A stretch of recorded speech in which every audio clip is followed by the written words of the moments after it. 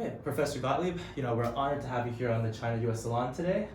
I'm sure that the audience will benefit greatly from your profound insights on, these global issues. Now, today we're here to discuss the Ukrainian conflict on the world order, more specifically how it relates to China-US relations. Professor Stuart, you recently wrote a research article titled "Ukraine and the End of the New World Order." We'd love to hear about that. But as we begin, are there any points you'd like to bring up?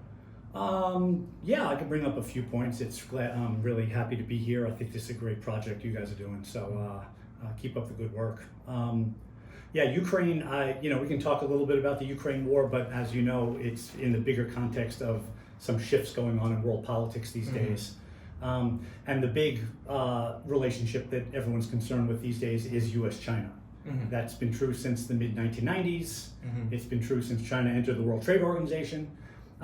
It's more true today than ever, and it's going to be equally true in 20 years. So in terms of big world history, it's U.S.-China is the big relationship, as you and your organization knows. I was sort of thinking about the topic a little bit before I came in, and I was thinking there's been sort of three big telling recent events over the last couple of days, the last week, maybe the last month or two. This week, China announced restrictions on two minerals used in semiconductors, solar panels, missile systems, very, very strategic minerals, gallium and germanium, which China essentially has strategic monopoly over. That's in response to the United States putting some export controls on certain types of chips and semiconductor technologies. So there's a lot of tit for tat going back and forth between these two countries. But in terms of their economic capacity, China is not at the level of the United States yet. And I think if China decides it wants to go one-on-one against the United States and starts restricting important supplies of minerals that are vital to American national security and the national security of the West, that's going to be a big mistake on China's part, because the United States will start pushing back pretty aggressively on stuff like that. So I thought that's pretty telling, though, that China was willing to start restricting important assets. The concern is that the West will start viewing China as an unfriendly partner in the global economy, much like the way people now view Russia as an unfriendly partner in what was once a very mutually beneficial gas and oil relationship with the Western Europeans. But then they realized when security issues became prominent, those relationships and those dependencies on economic goods and services were no longer reliable. And if the United States and China are going to have a good working relationship moving forward, we can't be threatening each other's critical foundations of economic, materials and things like that. That's a big issue for China. China is in control of a lot of really important strategic minerals and so-called rare earths, things like that, aluminum. For example, lithium, obviously cobalt. Russia controls about 2/3 of the global either supply or processing of these materials. They're extending themselves out beyond just Asia and into Africa and Latin America, other parts of the world where they're now engaging in global production of these very important minerals and other metals. So that was just this week. Last week there was an important meeting at the Shanghai Cooperation Organization, which is a relatively new organization that really is about these, the emergence of Asia as a center of global power as it's increasing. The Asian countries, including China, including India, increasing in global power. I thought it was an interesting meeting last week. Xi Jinping, Vladimir Putin, and Modi all had a tripartite meeting, and they, their rhetoric is not A, surprising, and B, a secret. They want to challenge the Western rules-based world order, not go to war against it. This is not a rising axis of powers, but this is not unusual in world politics, where countries that are getting bigger and stronger, more powerful economically, more important economically, building up more military capacity, as countries tend to do. It's an important new organization. The question is, can they stay together? We can get more into it, during our discussion. But India is a key pivotal player. On the one hand, they're all on one side of sort of pushing back against what they call American hegemony. On the other hand, they're three countries that have had their own disputes and conflicts in the past, particularly China and India. But I think that's an important new organization to keep an eye on, and it's not a surprise that China basically invented that organization as something to counter things like the Atlantic Council and other kind of Western organizations, even what they would consider to be like the United Nations as so pro-Western. They want to create these sort of separate themselves out from the global institutions and create other institutions that are much more China-led. Whether it's Belt and Road, Shanghai, 3 or 4 other, their new infrastructure bank, their development bank. They really want to challenge the IMF. They want to challenge the World Bank, and it's interesting that Russia and India are sort of going along with some of these non-Western, if you will, global institutions, which they see as necessary to challenge Western hegemony or American primacy, as they would critique it. Then the third one, real briefly, just about a month and a half ago, the United States intelligence community, Avril Haines is the director of national intelligence, gave classified briefings to Congress and made it clear, and there's a declassified version of this stuff, that the Chinese Communist Party and Xi Jinping represent the gravest threat to U.S. national security. And it's like a 45-page briefing book of all the ways that China is sort of taking a turn into a much more antagonistic, confrontational, much more closed, militaristic, authoritarian type system. Now, China would say the same thing about the United States, and they do. So I'm not saying that that's the gospel of truth in the world. That's the American perspective. But it is interesting, it has bled into the intelligence community. It's not just politicians going to Taiwan like Nancy Pelosi and causing trouble. This is the deep analysis of 16 U.S. intelligence agencies that are no longer looking at Al-Qaeda, no longer looking at even, I know the Democrats at least get fixated on things like climate change as the great existential threat, but here this is pretty clear. The number one threat is a growing China, and not just growing, but turning politically in a direction. It's not the power, it's the attitude. America and the West kind of welcomed China into a much more powerful position in the World Trade Organization, in the Western liberal institutions, and China has benefited greatly from that. So it's not the power which everybody expected China to get to. It was guaranteed with 15, 16, 17% GDP growth every year since the early 2000s. It's the change in attitude politically that is really the big shift in the way the U.S. Is looking at them more suspiciously. So those kind of 3 events recently, I think, set the stage for these big changes I think we've been seeing in the world over U.S.-China relations, over the role of China in the world order, of how the United States and the West are reacting to it. In the mix is the Ukraine war, which is kind of like this. The West likes to think of it as a world war of democracy against tyranny, but that's not how most of the rest of the world views it. They view it as a war in Europe, from the West against Russia, and I think the bigger issues are these changes taking place on minerals, on organizations like Shanghai being created and sort of coming of age, and the U.S. getting more suspicious about China in general as a threat in the world. Now that's actually very interesting. Regarding the first point that you brought up, you said that just this last week, these restrictions on germanium and what was the other element? Gallium were put in place, right?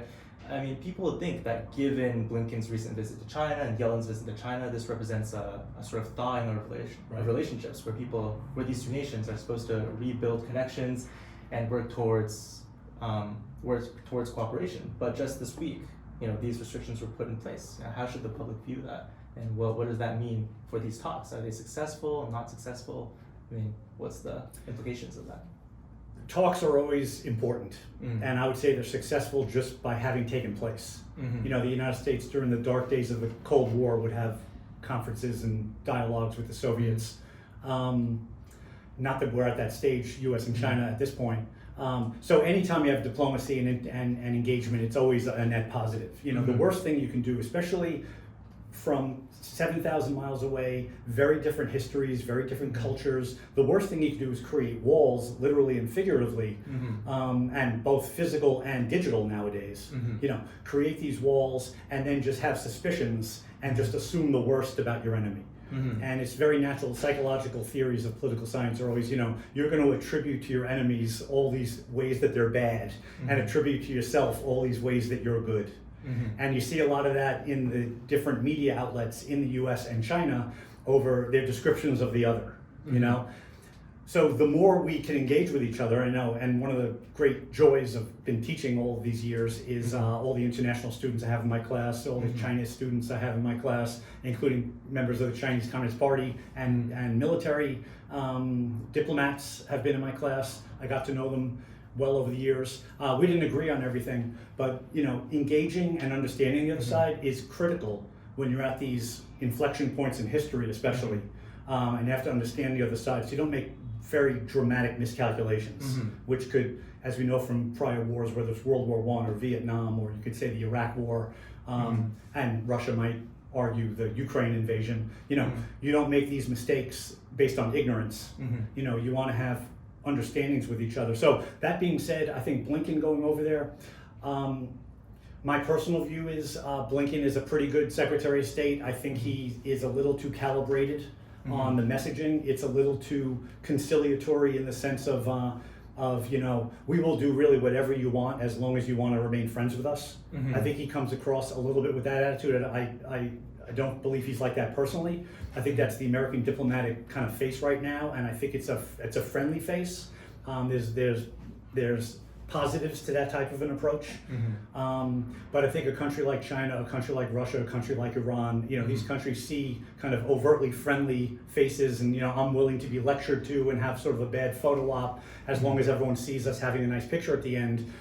That's very different than the way a Ronald Reagan, you know, would have run diplomacy, or the way, you know, Donald Trump with all of his flaws and faults. You know, those world leaders did not expect him to come there, except for their dictators, and shower them with praise and sort of say, well, do whatever you want to go along with things. So it's been a big change in diplomacy from Trump to Biden, and Biden people are doing it on purpose. They want to have a different face to the world. So Blinken, I think his meeting was, you know, a decent icebreaker, but there were moments where he was lectured by his counterpart, and sort of just sat there nodding politely, and you know, I'm not sure how, I understand that plays pretty well in the West, which really wants to think diplomatically. I'm not sure how well that plays in the, you know, the China Times and the real state-run media, and it looks like strength from Xi and the foreign minister, and weakness from the Americans. I did see a lot of that, you know, written up in the China circles on the weakness of Blinken.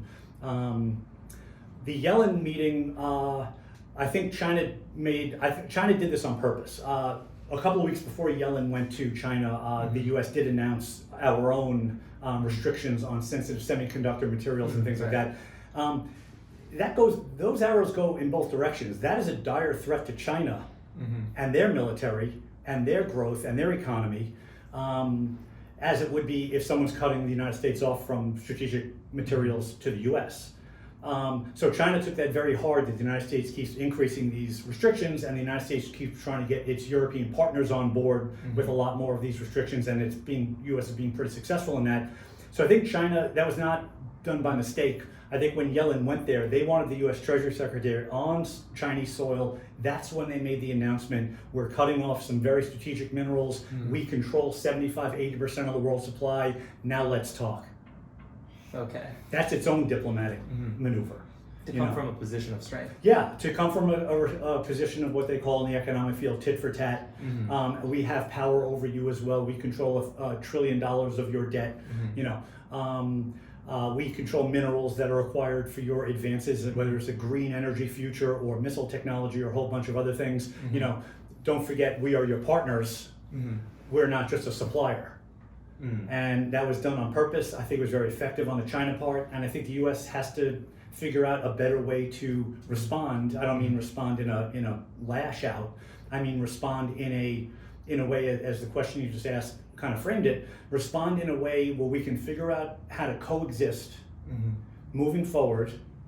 We don't have to be best friends, but we do have to be partners in the world together if we are the two largest economies and we have a lot of interrelationships and interdependencies within our economic necessities.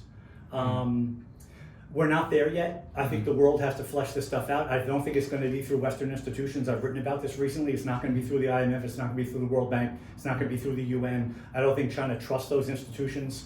It's not going to be through Shanghai. It's not going to be through the China Development, Initiative. It's not going to be through some China-centric institution. Maybe it could be through APEC.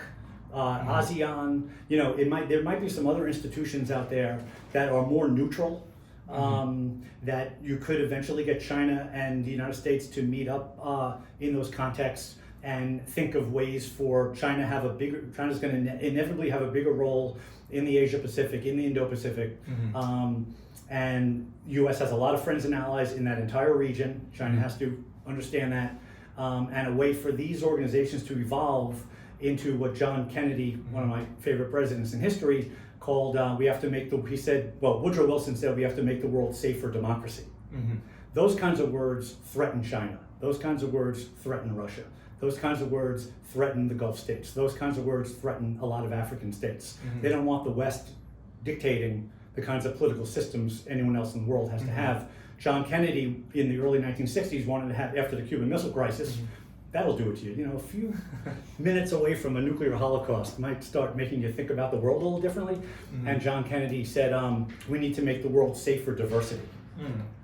We have to understand different political systems. We have to live in this diverse world and not lecture everybody on the type of political system you need to have. I think we're going to get there if we're lucky. We don't make miscalculations, and we do have these diplomatic engagements still, which I think were fruitful with Blinken and Yellen. And it's the world as it's evolving. We don't know what it's going to look like yet, but if we're not going to have conflict, it's going to have to come through international bodies like that are mutually respectable to both sides.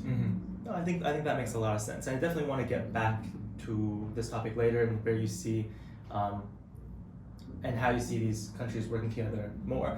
But you also mentioned that we're at an inflection point, right? Your newest article, Ukraine and the End of the World, talks about that. Could you give us a brief overview of the article and the main points that you made in that article? Yeah, the Ukraine war is a symptom of the tectonic shifts going on in world politics, not the cause of it. But I think, like I said before, it's interesting that the United States, and particularly the Biden administration, likes to frame the Ukraine war as a final battle between democracy and tyranny.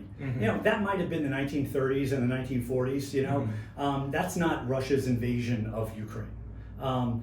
We have to do everything we can to prevent Russia from gaining territory and redrawing borders in Europe. That would be a terrible precedent. It would increase their power. They might go after other states like Moldova. They might go after even NATO territories in the Baltic states. So the West is doing the right thing by preventing Russia from having too much of a victory there. But the rest of the world just sees it as a Western European or a European conflict in their backyard in Eastern Europe. And I think what it brought out was not just the way major important power players like Russia, like China, are viewing the world a little bit differently now, and they're willing to openly come out and say, we have to rethink the world order. We can't just take as a given that this is a rules-based liberal world order created by the United States, by the West, for the West. So that's been brewing for a while, and I think countries are watching what's happening with Ukraine, but they're empowered by the fact that most of the rest of the world, particularly in the global South, are, if not disinterested in the Ukraine war, they're openly rooting for Russia and seeing a future with China and Russia rather than the West. And in my article, I'm quoting some really fascinating data from Cambridge University about the splits that's going on in the global South. With the exception of India, which is sort of, obviously has a history of antagonism with China, virtually the entire global South views China as more favorably than they view the United States. They even view Russia, even post-Ukraine, as more favorable than the United States. And that's across almost the entire global South. And a lot of parts of the global South have good, close relations with the West, with the United States, with Europeans. And they are trade partners, they do a whole bunch of business with them. but politically is where the split is taking place. So economically, there's still a lot of interdependence. The West still dominates globalization and global liberalism and global trade and things like that. But politically, a lot of the world is seeing 75 years of American leadership of the liberal world order. What I argue in my article is after the Cold War ended, instead of accepting a new world without the Soviet Union, the United States essentially and the West doubled down on all of these principles of US-led global governance. Francis Fukuyama from Stanford called it the end of history. Liberals, Democrats, and conservative Republicans alike. You had liberal internationalists on the Democratic side. You had sort of conservative internationalist neocons on the Republican side. Everyone sort of came together, and neoliberalism economics was, and the Washington Consensus had supposedly won the world. That lasted all through the 1990s, and it forgot about world politics. It forgot that the world is still anarchic. It forgot that nation states can still be very nationalistic and concerned with their own nationalistic well-being.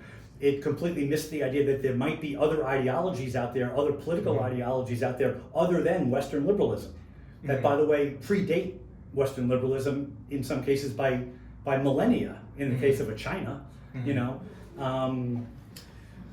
So I think that the post-Cold War order is really what I was referring to, has really been challenged. The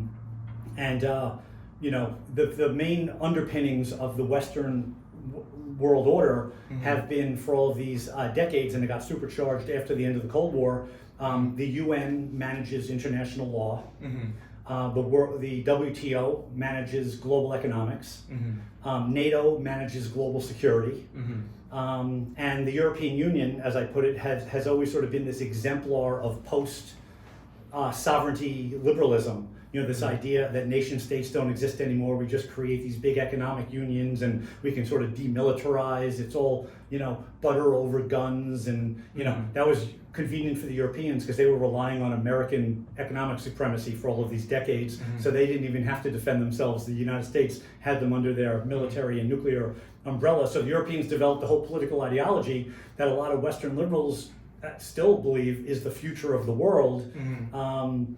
And I think it's been shock after shock after shock for the last 25 years. 9/11 was a shock. The 2008 global financial collapse, where, you're going to just turn everything over to Western neoliberalism. Look what the Western banks did. Look what, global, banking, financial governance of the entire world economy. Look what that got the world. And as bad as it was for the Western countries, to go through those economic shocks that were led by Western banks, the whole rest of the world went into a global Great Recession. Think about what's happening in sub-Saharan Africa, or Latin America, or the Middle East, or Southeast Asia. When the West sneezes, the whole world catches a cold. So I think a lot of the world sees the mismanagement of the global economy, and this idea that we're just moving into an increasingly perfected liberal future of end of history, as Fukuyama put it, and most of the rest of the world just kind of rejects that. And what we've seen is over time, first there was a challenge from non-state actors like Al-Qaeda. I mean, Al-Qaeda is directly at war against the United States, directly at war against the West. They attacked the United States in 1998 in East Africa. They attacked, obviously, the United States on 9/11. Those are non-state actors. So the United States and the West, very powerful, but non-state actors, using the tactic of terrorism, started going after the world order itself, and that's still ongoing. But I think after the 2000s and the war on terrorism, which the U.S. spent a ton of money, fought 2 wars, a lot of calamities came out of the militarized war on terrorism, the global financial crisis of 07, 08. Coming out of that, a lot of the world, this includes big powers like China, like Russia, like India, but a lot of the rest of the world, the global south, that are basically potentially picking sides. Am I going to be, Shanghai Cooperation Organization, or am I going to be IMF? The IMF comes in and gives you a conditionality agreement, and guess what? They're going to give you, $750 million in loans, but now you're going to have to do a whole bunch of things the West tells you have to do. Or China's going to come in and make you the same deal and say, you just develop however you want. and you want to build a coal-fired power plant, go ahead. We'll bring the energy company in to run it for you. That's what China says. The IMF says you can't use coal, you have to use a much more expensive source of energy as you develop, and a lot of the rest of the world sees that stuff and says, I don't think I want to be part of that Western-led system anymore. Ukraine just kind of brought that out, it brought it out into the open. I think a lot of people in the West were shocked that the world just didn't rally against Russia. The New York Times, to their credit, I could send you guys, people could look it up. I forgot the exact title of it, but it might have been, the title was something like, "The West expected the world to unite around its war against Ukraine. That didn't happen." And this was New York Times. I could be critical of the New York Times for a whole bunch of reasons, but this was New York Times world-class journalism at its best. They had 4 reporters on it. It was about maybe 3,500, 5,000 words, charts and diagrams, all about the different parts of the world that initially jumped on board against Russia. And what's fascinating is there were 2 votes in the UN General Assembly about Russia's invasion of Ukraine. Both overwhelmingly, rebuked Russia and demanded Russia immediately withdraw from Ukraine. I think only like 4 or 5 countries actually voted in support of Russia, like Syria, North Korea, the usual suspects. There were about 35 or 40 countries that abstained, including China and India. And the Gulf states and Brazil. Oh no, Brazil voted. Then there was a 3rd category of countries that voted with the UN General Assembly against Russia, but then went on in de facto terms to continue economic relationships with Russia and even increase economic relationships with Russia. Then about a year later, I think almost exactly a year later, there was a 2nd UN General Assembly vote, and the votes were almost exactly identical. It was like a 90%, retribution. Rebuke to Russia's invasion, demands Russia immediately withdraws. But these are non-binding UN resolutions. These are not like Security Council resolutions. Right. These were General Assembly non-binding resolutions. So everyone was sort of able to say, yeah, we oppose that kind of brutality and this and that. But in the real world of politics, the political and economic relations, even with Turkey, which is a NATO member, have been much closer, and Brazil, which is the biggest country in South America, the most important country arguably in South America, they've just gotten closer with Russia since the war started. So we have to ask ourselves, what's going on? How could a country, Russia, invade a sovereign state,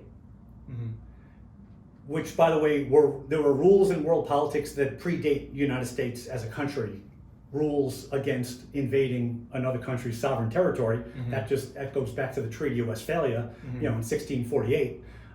So these norms of world politics were absolutely violated by Russia, and then they go in there with all kinds of horrific military operations, bombing, schools, just massacring children, the worst kinds of human rights violations and atrocities you could think of in world politics. And we still don't see the whole world uniting against Russia.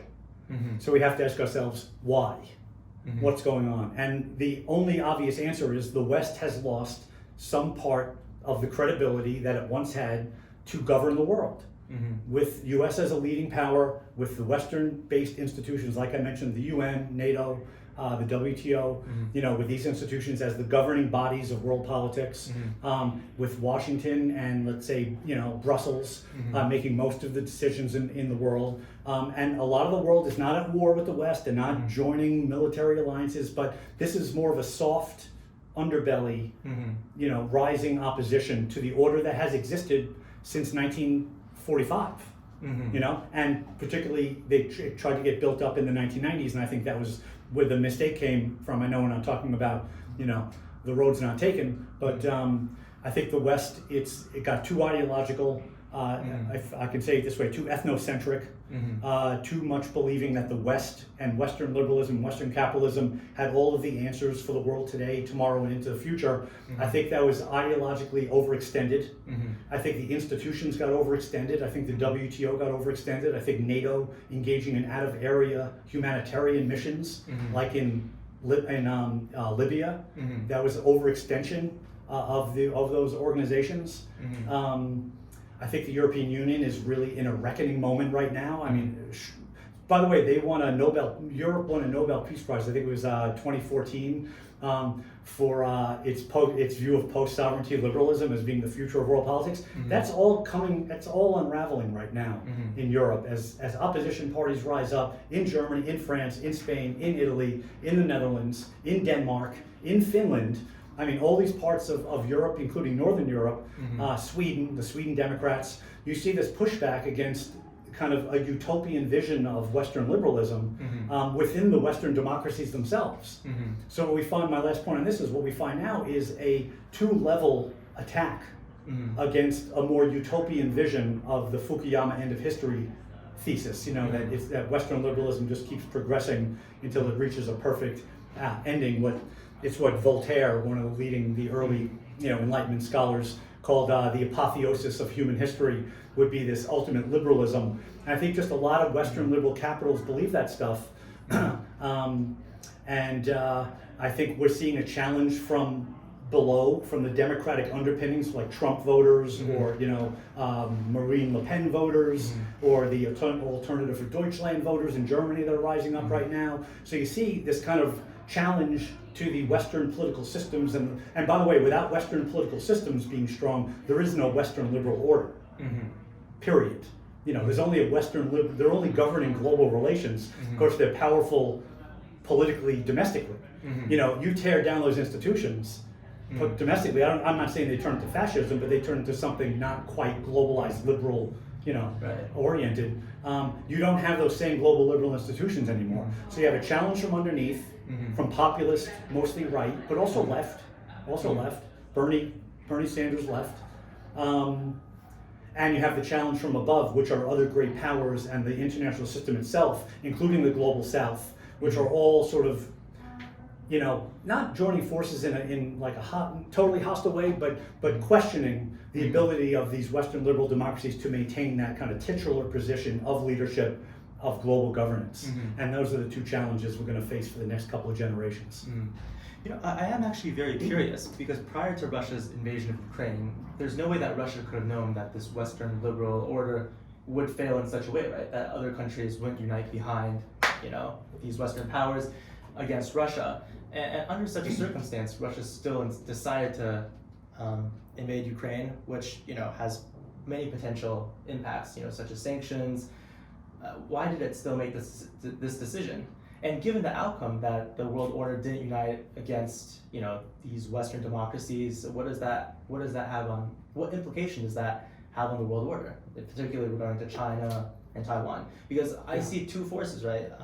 Earlier when we talked, you mentioned that it's very likely that, China and Russia, were in cahoots in this situation, right? Russia would invade Ukraine, and China would see how that would play out, and they would react accordingly in regards to Taiwan.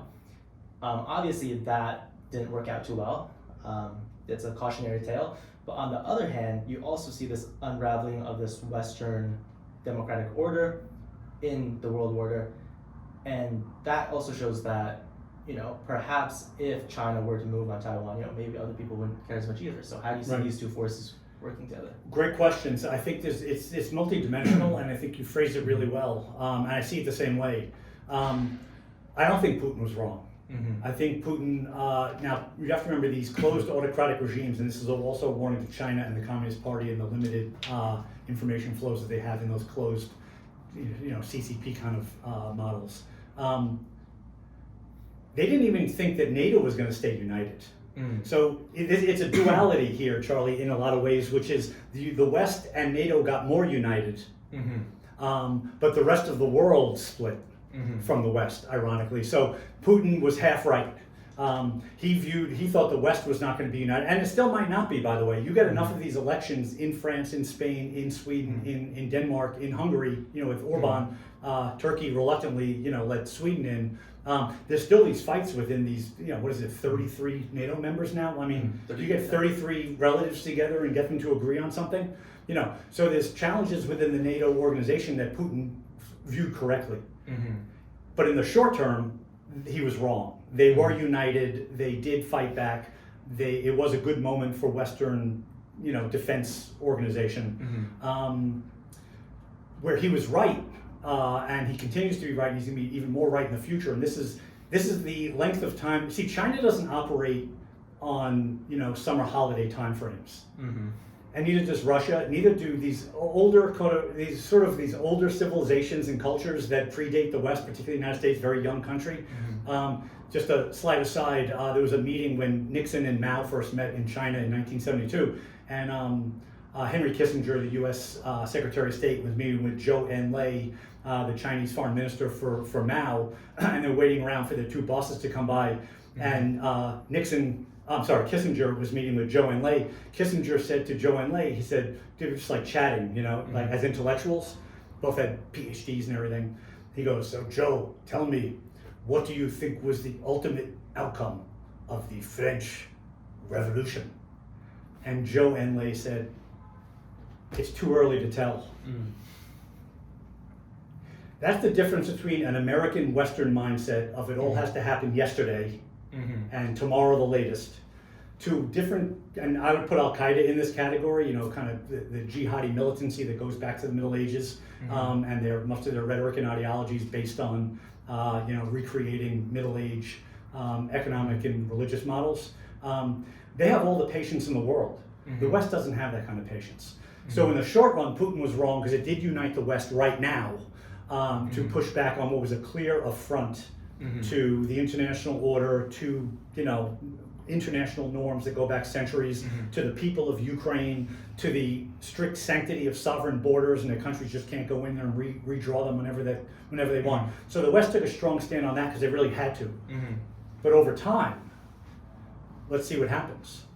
I would predict, as of right now, Russia will end up holding Crimea and keeping much of the Donbass and eastern Ukraine, which is all that they wanted to begin with. Let's think about it. They wanted a land bridge to Ukraine and a water bridge to the Mediterranean. And they're going to have a naval fleets that now could connect to their naval bases that are off Syria right now. And if they end up at the end of all of this with, 10-15% of Ukraine, the eastern portion, and Crimea, and naval ports that go through the Straits of Turkey and into the Mediterranean, how is that not a victory for Putin? So he feels he could wait this out. Xi Jinping is looking at it over from East Asia and saying, we're a 7,000-year-old civilization. What's our hurry? Let's see where this is in 5 years. It might be sooner than that, for the world to start coming around and making agreements, armistice agreements, whatever, between Ukraine and Russia. U.S. and the West provide security guarantees for Ukraine moving forward. Doesn't have to be part of NATO, but security guarantees for Ukraine. Russia could live with that, China could live with that, and then what? China says, what will be our punishment for taking Taiwan, which is, no one could argue, historically part of China, unlike you can make the case this way or that way about Ukraine. No one's going to argue that Taiwan is not a historic part of China. Might as well have, you could argue in constructivist theory, it has evolved over time to have its own identity, its own sovereignty, et cetera, et cetera. I'd probably partially make that case. But what's China's hurry? I mean, if the world is not going to react to cluster bombs in schoolhouses in Ukraine with all the world watching, they do a lightning strike on Taiwan, take it over, and now what? Now what? The world wants to go into a global Great Depression by cutting off all aid with China. How's that going to happen? The United States and the West are still trading oil with Russia. We're still using oil from Russia and natural gas in sort of roundabout ways on the global marketplace. There's still Western companies doing business with Russian companies, and we're so much more intertwined with China, economically, obviously, and the world economy is so much more intertwined with China. The idea that if China invaded Taiwan, the whole world economy grinds to a halt, and it's 1929 all over again. I think China wants to make that bet. I think they're going to win that bet. I don't think it's going to be pretty for a while. But I think they're not thinking about a while. They're thinking about, in the long run, in 10 years, will Taiwan then be Hong Kong? Look how fast everyone forgot about Hong Kong. Right. I mean, the world has a very short memory. And the West doesn't recognize that as much as other parts of the world do.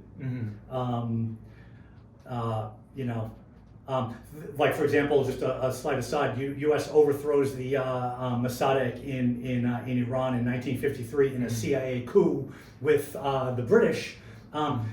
Do you think anyone, if we walked up and down this block, do you think there's one person in this street or in this city that knows that the United States CIA had a coup in Iran in 1953 that overthrew an elected government in Iran in 1953? Think anyone knows that?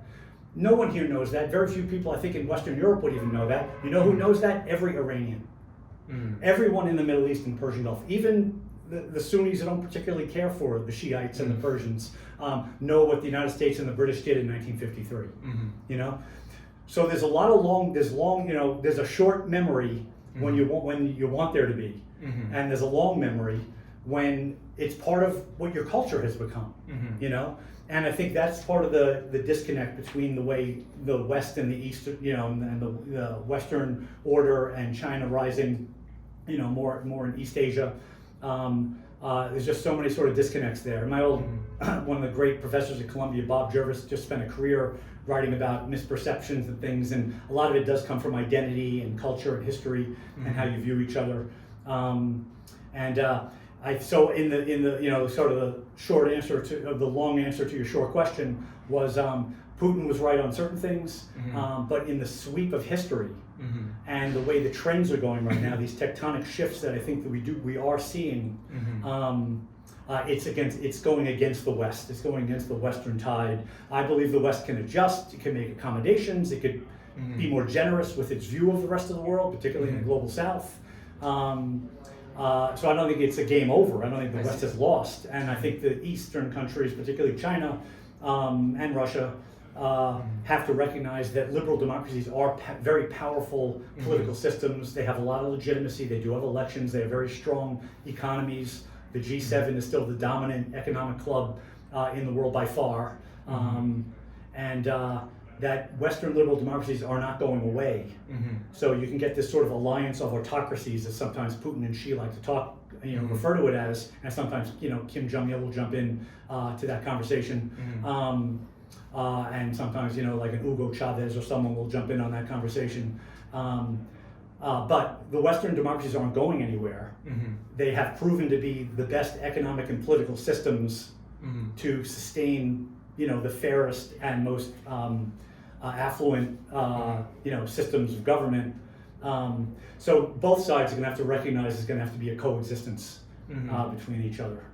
Interesting.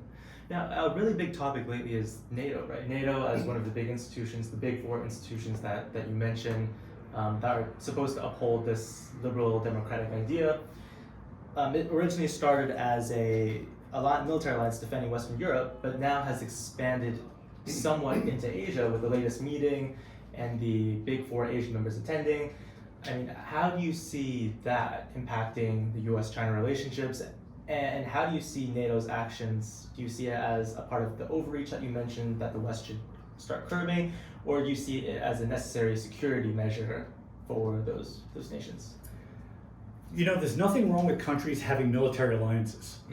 And the United States has bilateral alliances with Japan, with the Philippines, with South Korea, with Australia. Some of them are like multilateral now, the AUKUS agreement with the United States, Australia, and the UK. There's a Quad now, you know, United States, Australia, India, Japan. I think South Korea is sort of a silent partner of what is really a Quint nowadays. So there's really nothing wrong with countries having mutual interests and viewing mutual threats, sort of coming together and saying, hey, we're going to form, you know, kind of a partnership of cooperation. NATO's a different story though. NATO was built to prevent a Soviet army, Red Army invasion of Western Europe starting in 1949. And by the time the Berlin Wall came down in 1989, NATO ceased to have a functional rationale for maintaining its existence. Nonetheless, it built itself up, it started to expand, it went from 16 members in 1989 to now 33 members, including former Soviet satellite countries, if not outright, you know, traditional parts of what Russia would consider Russia, the three Baltic republics, you know, Slovenia, Slovakia, and now it's looking out into Asia, and I can't imagine that the Philippines and Korea and Japan are going to become formal members of NATO, because it's called the North Atlantic Treaty Organization, without changing the name and acronym somehow. if I'm China, I'm Russia, I'm India, I'm the Gulf states, I'm Brazil, I'm African countries that, by the way, African countries which also were part of NATO interventions and things, and Western interventions, and not just Western interventions, but Western humanitarian missions that then led to the capture of leaders that got put on trial in The Hague and in Western judicial institutions, and then NATO is now this military enforcement body of this international law created by the West. And how many Western leaders ended up as war criminals in The Hague? Zero. You get a bunch of African dictators that way, you get some Serbian dictators there. I'm not saying that these were good people that didn't deserve their day in court, but if you're the rest of the world and you say the West has created these institutions, they created the political institutions through the UN, they create the economic institutions through the WTO, they create the international legal institutions through The Hague and the world, the International Criminal Court and a whole bunch of other things. And now they have NATO, which becomes the global military organization. And it was just said last week, I believe it was I'm trying to remember who it was. It might have been I think it was the South Korean military chief, I believe, or it might be someone else, who referred to the mission of NATO to uphold the rules-based international order. Right. If you're China, you're Russia, you're India, you're Brazil, you're any other country out there in the world, and NATO is now a military body that's upholding a world government that doesn't exist because there is no world government. The world is governed by anarchy, and nation states are primary actors. That makes the West the government and the police force and the judge, jury, and executioner of the world order. And I think if NATO starts turning into that, it's going to be a huge pushback to that. I'm not saying China can create an equivalent of NATO the way, Russia once created the Warsaw Treaty Pact, which was literally created in opposition to NATO, and it was a bunch of the Eastern European governments and countries that were just under Soviet military and political control anyhow. But there's no alternative to NATO in the world that's going to sort of combat NATO on an even keel. That being said, that should not be our benchmark of good governance.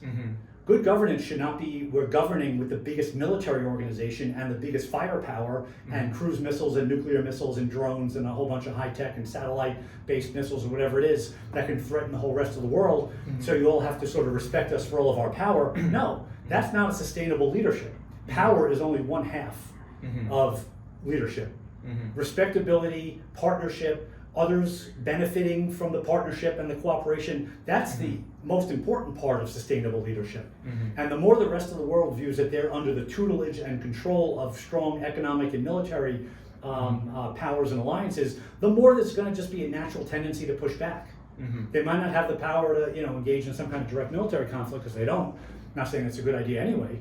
I mean, it didn't work well for Germany, Japan, and Italy in World War II.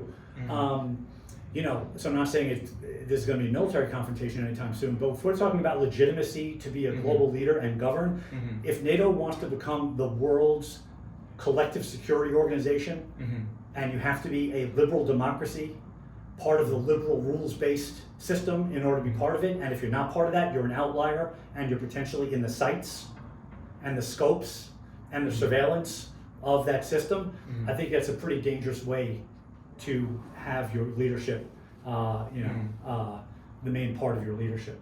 And NATO, I think, is really going in that direction.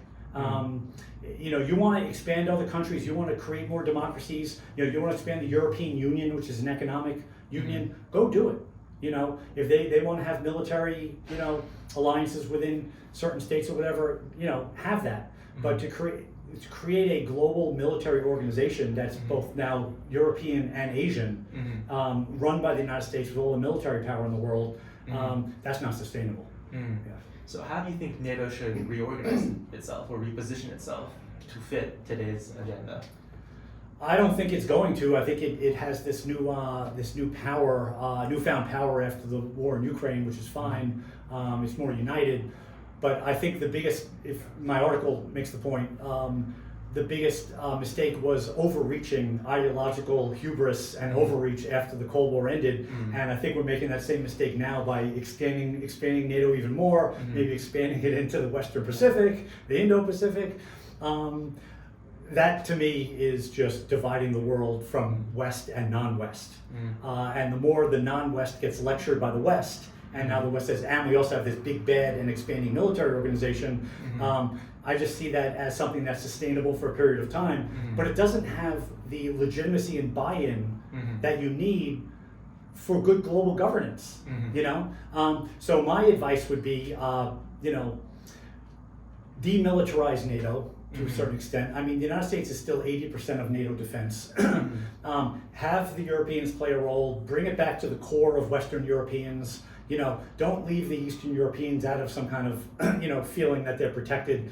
You can do that. But this idea of continually expanding the number of countries, then it's attempting, if you all remember the League of Nations after World War I mean, it's trying to become more of a League of Nations of collective security. And if you become a democracy like us, you know, you can join it.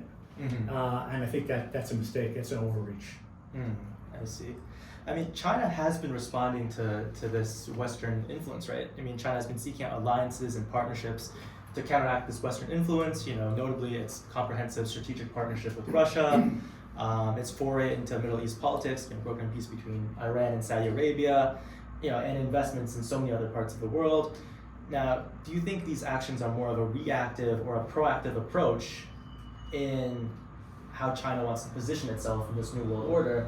And what do you think would be the U.S.'s response and ultimate, you know, outcome? Yeah. And how do you think that would clash? Yeah, I don't think it's reactive in the sense that we've had this world order since 1945. It's not a secret.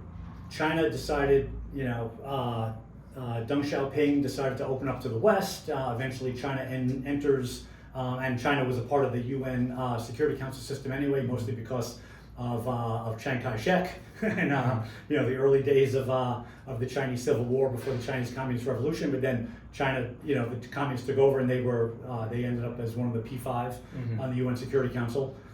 China, you know, since Deng Xiaoping and definitely since you know, Hu Jintao and the entrance into the WTO,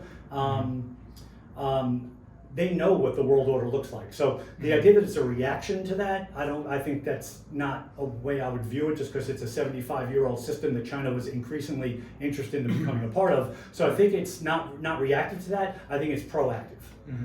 It's proactive in the sense that China believes it's time for it to exert itself as an equal player on the world stage. And it's not saying, you know, we're going to go to war with the West, and not saying we don't appreciate the West, and not saying we don't appreciate that the West led us into Western, particularly economic institutions that led to all this tremendous Chinese growth and success. But China has a different vision for the world. And I think the West has to understand, and like I said, my John Kennedy quote from before, make the world safe for diversity. We have to respect other political systems that have a different way of viewing the current world order and how they see the world order in the next 25 years.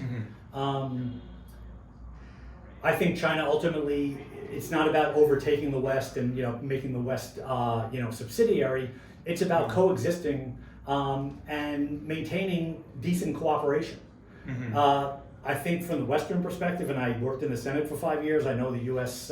Political system and the foreign policy mindset pretty well. Anything less than we're going to join the West and we view Western liberalism as the future is seen as a threat. They're very reluctant to accept any notion that there's going to be partnerships, other systems, there's going to be Uyghur detention camps, you know, there's going to be Tibet, there's going to be surveillance states on their own people, there's going to be the use of new technologies, mostly to maintain a police totalitarian state, and the West saying, yeah, we're going to do business with them and have even greater partnerships moving forward. That just rubs the West the wrong way, and they view that as something that's not very acceptable, without recognizing that other systems view Western openness and principles like free speech and other aspects of progressive liberalism as equally an affront to political cultures that exist in other parts of the world. You know, and that's, I think John Kennedy was smart enough to know that meaning the world safe for diversity means truly respecting others, even if we don't always, you know, we can respect others' existences without always agreeing with the way that they govern themselves and how they treat their own people. because the world is made up of actors. Those actors are primarily states.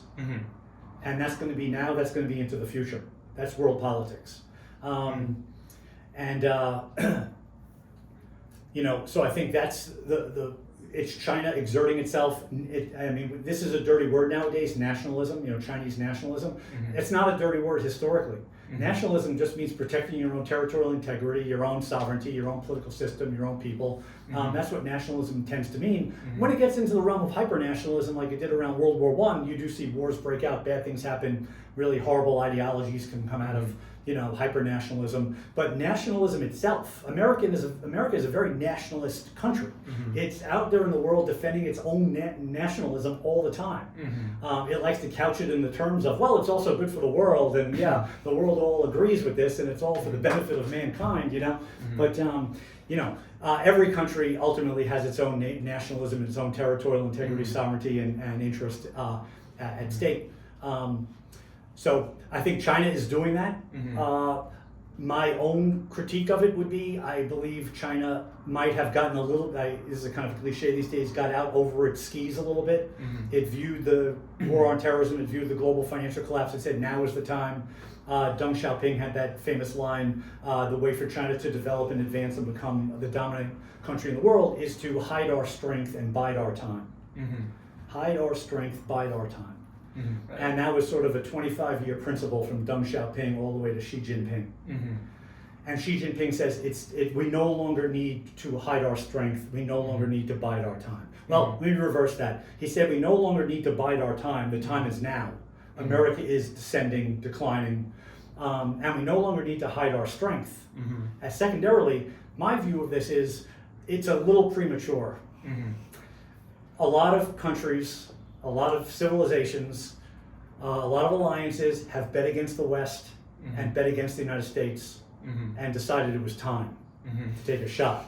That was true in World War II. Japan bombed Pearl Harbor. It was time to take a shot. And you know, the West is always viewed by other political systems, because the West is, you might have noticed living here and being Americans, that the West is a very messy system. To us, it's a messy disaster from election to election. One side is crying, one side is cheering, and then everyone has to wait 2 years or 4 years to try to get even. And then, you know, lamenting all the horrible things that are happening under the political leadership of the other side. If you think it looks messy and chaotic and in many ways disastrous to us as Americans, think about how that looks to the rest of the world.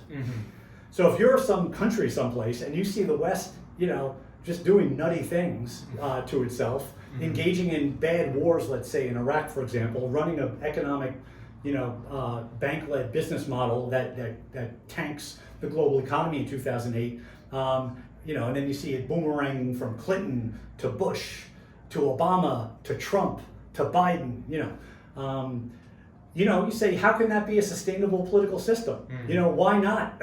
Why is this not my time to take a shot? Saddam Hussein tried to take a shot and take Kuwait in the summer of 1990, figuring in the United States the Cold War was over. The United States didn't have the stomach to fight military battles. The whole United States now didn't want to, you know, be engaged in foreign policy anymore. He was wrong about that. You know, you go back to World War II, obviously, you go back to Al-Qaeda decided to attack the United States, thinking U.S. withdrawal from the Middle East and sort of take all its troops and take its ball and go home. That didn't happen. For better or worse, the United States maintained a forwardly deployed presence. It knocked out Al-Qaeda in large part. It knocked out its offshoot, ISIS, in large part. A lot of tragedies happened in between, but they were if you read the Bin Laden propaganda, you read the al-Baghdadi, the ISIS leader propaganda, it's all, and you read people like Sheikh Hassan Nasrallah from Hezbollah, let alone the Japanese militarists, the German militarists. There was a book called The Decline of the West that was written in 1905 by a Prussian author. It's all a spiderweb theory. And Hassan Nasrallah, this Hezbollah leader, sort of put it into print, that the West kind of looks strong from the outside, you know, like a powerful spiderweb, but you just start picking away at some of the strands, and it's really soft and weak, and it's always fighting with itself. It has no real martial belief. It has no underpinning nationalism and things like that. So movements and countries have taken shots at the West and at the United States periodically over time, most expressively in World War I and World War II, but also Saddam Hussein, also Al-Qaeda. And the West manages to regroup itself with all these fights and all these chaos that goes on in the political system. Somehow they get united on certain things. They innovate, they adapt better than any other system that's ever existed in the world. One economic model starts failing, they bring in a whole fresh set of ideas, they try that for 2 years, then they try something else for 4 years. You think Xi Jinping is going to listen to that about their real estate bubble or about different aspects of the Chinese economy overextending itself? No, they're hearing just one argument, one certainty, one future, one belief, one Xi, one China dream. The United States fights over the American dream all the time. Huge differences over what that even means. China can only have one view of the China dream under Xi Jinping. That goes for Putin, it goes for the Iranian mullahs, it goes for North Korea, it goes for these other kinds of political systems. So China made a bold gamble, in my opinion. Xi Jinping was probably the right guy for the job. The things that he has written and said about the collapse of communism in the Soviet Union, everyone should learn that. They're not shy about what brought down communism in 1989. They like the economic openness, which was the perestroika of Mikhail Gorbachev, but Gorbachev also had a glasnost, political reform, political openness part of his program in the mid-1980s. China learned the lessons of the collapse of the Soviet Union. Tiananmen Square came soon after the Berlin Wall collapsed. It was not by accident that they shut down all political dissent. They said, we will maintain openness and cooperation with the West. We will not politically orient ourselves and face the West like Gorbachev promised briefly, just briefly. I will open up a little bit. He cracked that window of totalitarian political leadership and a whirlwind ensued, and 18 months later, the entire Soviet Union was gone. China to this day says that's not happening here. Nothing the West is going to do, no theories of Western liberal peace theory or liberal progress theory. The whole Western concept is if you open up economically, then you're going to get a bigger middle class. That bigger middle class is going to want to have more of a say politically, and eventually a closed political system is going to have to open up to accommodate a bigger middle class, a more educated middle class that doesn't want to live under a dictatorship anymore. That's liberal philosophy 101. That's the whole principle behind liberal economics marrying with liberal politics. China is an expert, or has been an expert, on the market-based liberal economic side of building a huge middle class, a big financial behemoth. They are not moving in the direction of political liberalization. And therein lies, in my opinion, the next 10, 20 years, the biggest problem for China is that is a huge disadvantage. They see it as an advantage, all closed systems always do. We control our people, we control our communications, we control our politics, we control our policy. It's all 5-year plans under Stalin, it's all, 7-year plans under Mao. But what does that get you? It doesn't. Nothing ever gets refreshed and rebooted. And in the meantime, the West, with its Liz Truss coming to, knocking off Boris Johnson, and Trump getting knocked off by Biden, and maybe Trump's going to knock Biden off in 2024. We'll see if that happens. These are refreshing moments. They're not steps backward, as China would see them, and China does see them as steps backward. And the American experiment has always been like this. I have great things written by the European monarchies in the early parts of the 19th century about the American political system just in like 1801, 1802, 1803. It just looked like a haphazard disaster. There were no controls. It was just like some loose, crazy system. 223 years later, it's still that same haphazard, kind of nutty, crazy system. My money is still on the Western democracies able to right their ships and bring in new ideas and innovate, than a China model that just has a plan of global dominance in 10 years because they just see the West as inevitable in decline. I see. Well, I actually have 2 follow-up questions. The first one is, you mentioned China and how their system doesn't change and doesn't adapt. I mean, for the past 20, 30 years, that's been a certain advantage to China, right? That's why it's expanded so fast in so many ways, and has brought it to the world's second largest economy. Now, do you see the system kind of breaking down now, or where do you see the system kind of falling apart? Yeah, no, so that's a really great question, and it's a very East Asian question, by the way, because a lot of the political theory and IR theory stuff, and particularly the IPE, the political economy models, about the Asian tigers that grew during the Cold War, you know, Korea, Taiwan, you know, South Korea, Taiwan, Thailand, Singapore. And one of the great political scientists, Samuel Huntington, wrote a really fascinating book called Political Order in Changing Societies. And the argument is you can build and create a developed country and a developed economy and a good middle class through pretty autocratic, authoritarian measures. You know, you saw like in Pinochet, you know, even in Latin America, you saw these dictatorships in Argentina, in Brazil, in Chile. You saw the dictatorships in South Korea and Taiwan and Thailand and Singapore, Philippines. But there's a part two to that theory, which the West recognizes, I think a country like China is not well recognizing, is that when you develop that middle class, when you develop that more educated political system, there's a struggle to maintain that. But in a democracy, it gets overthrown and becomes more liberal and more advanced. And more market-based politically and economically, and more sustainable over time with much more legitimacy built into the people. So I would say from a Huntington point of view, yes, China did do the right thing in terms of its own development. It needed to have a very tight structure, a very tight political leadership. It had a bunch of purges, you know, we might not have recognized them that much, very Mao-like purges that occurred over time. Even much more recently, you know, Xi Jinping has purged a lot of people over the last 10 years. But if they don't adapt, if they try to maintain the model that got them to development, there's no post-development future for them. You know, and my view is, and you're seeing it on the economic side, because they're even moving away from their free market mentality that got them to be number 2 in the world, that got them to have everyone had projections of China was going to surpass the US GDP. You look at this stuff, it's fascinating. I do this in my American foreign policy class. I look at the projections made by the smartest people in the world, starting in like 1997, 1998. According to, like, for example, Goldman Sachs, by 2008, China was supposed to have the biggest economy in the world. Not PPP, but the real one, nominal GDP. It was still only about 50% by then. So then they recalculated, they said by 2017, China's gonna have the biggest economy in the world.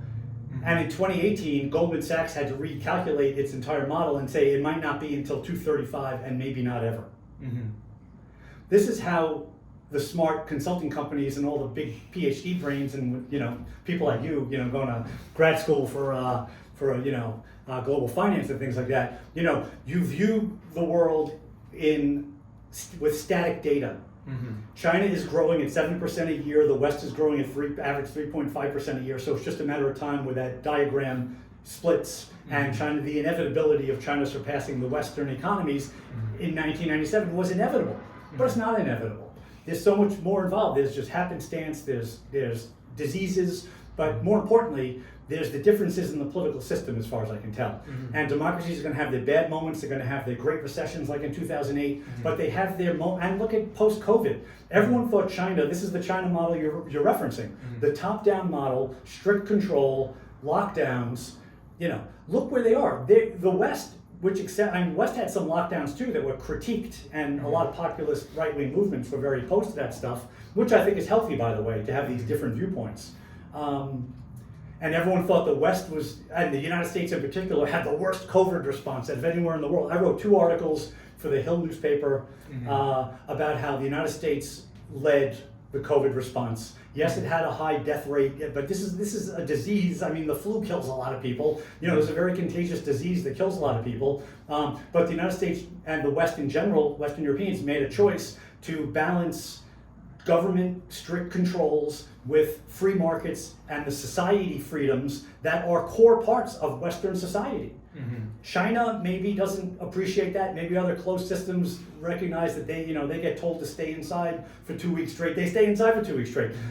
Try telling that to people in South Boston.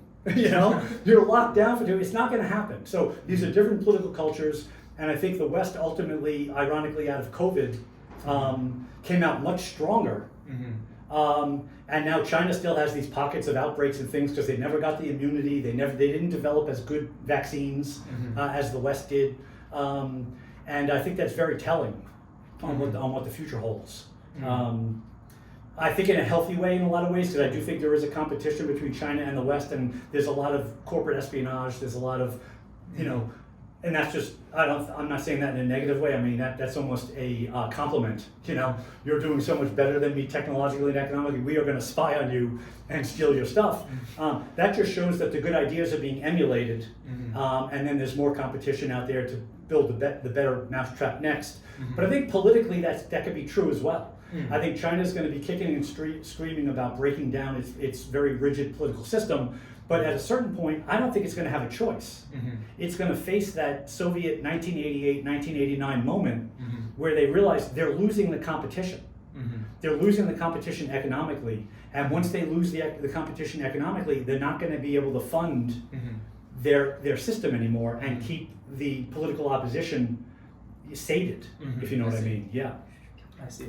So my second question relates to U.S. domestic policy. Now, as the tension continues to escalate between the world's two largest economies and militaries, what implication does that have towards, U.S. domestic politics? Because China will become a bigger and bigger issue as time goes on, and how will that issue manifest itself in the U.S. and what type of effects will we see? Whether that be who gets elected, or what type of policies that get discussed and enacted.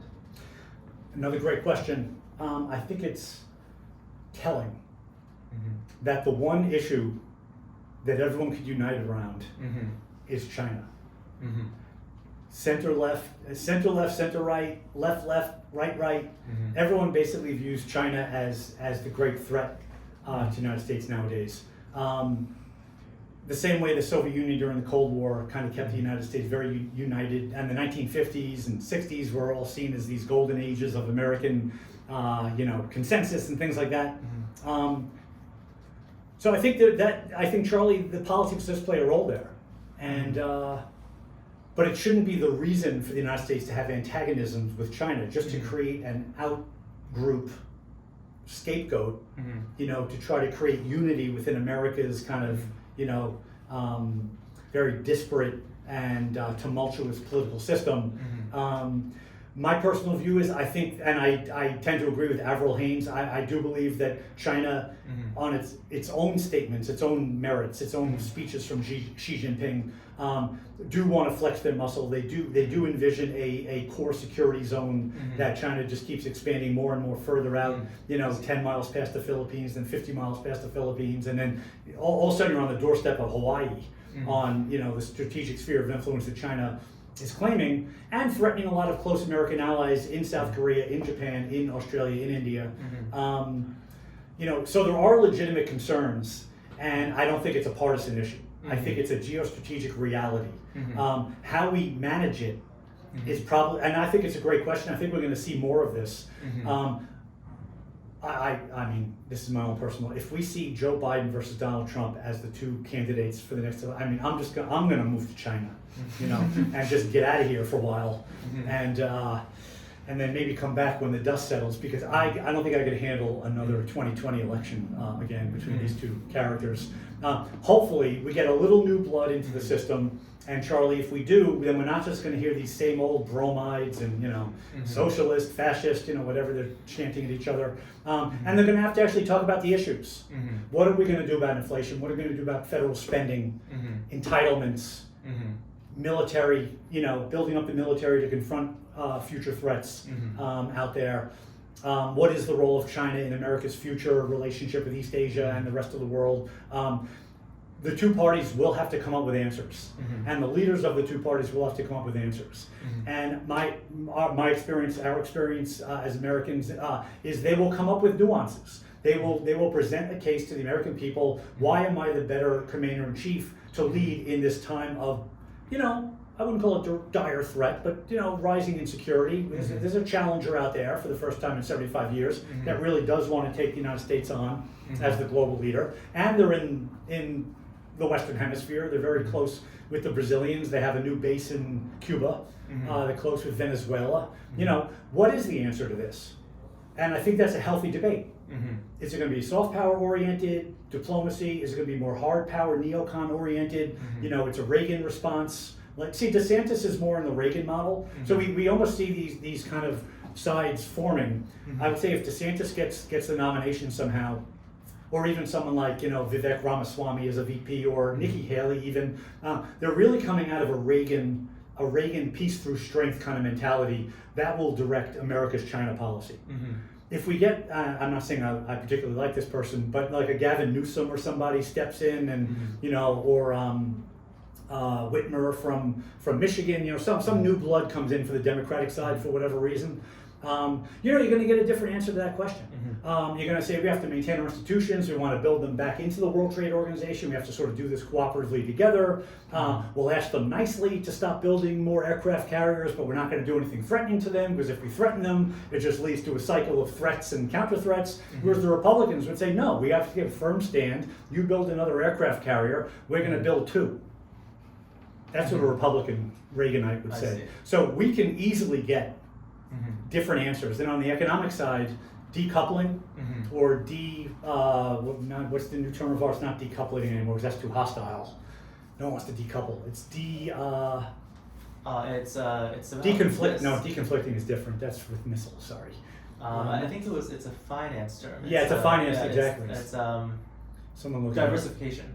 No, we're not decoupling well, we can't. Let me put it this way: it's about, should we totally decouple our economic relationship with China? Some real China hawks say it's time to end the economic relationship completely, which some people are referring to as decoupling.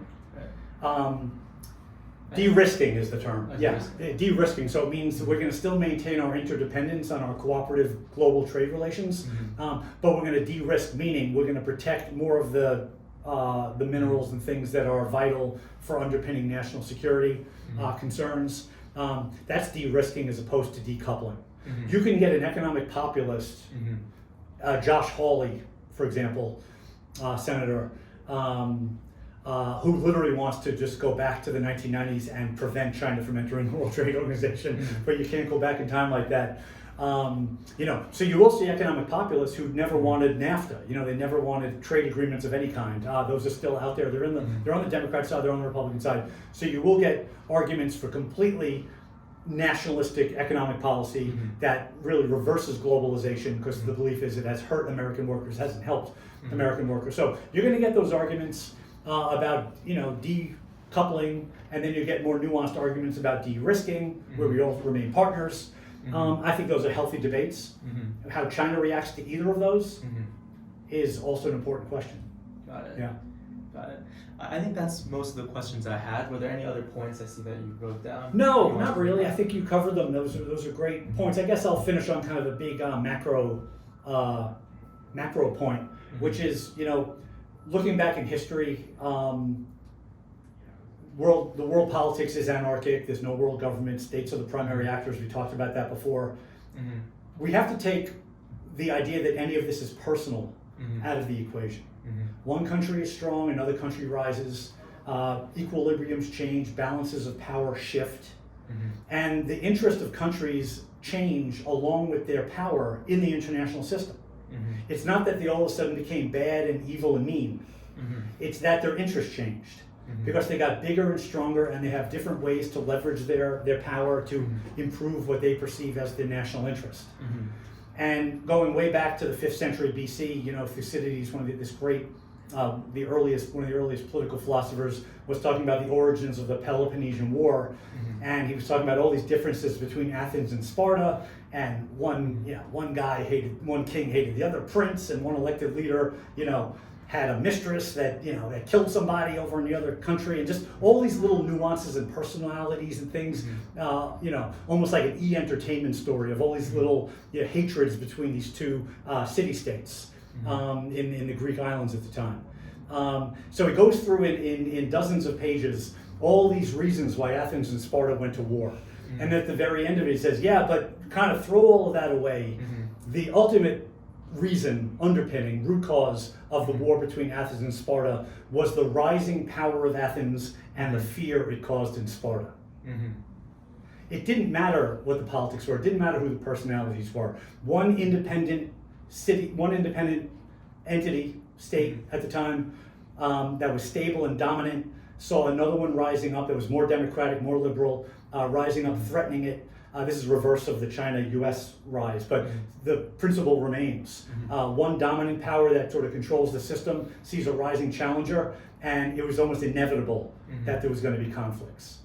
What isn't inevitable is that it has to lead to a 30-year Peloponnesian War. It doesn't have to.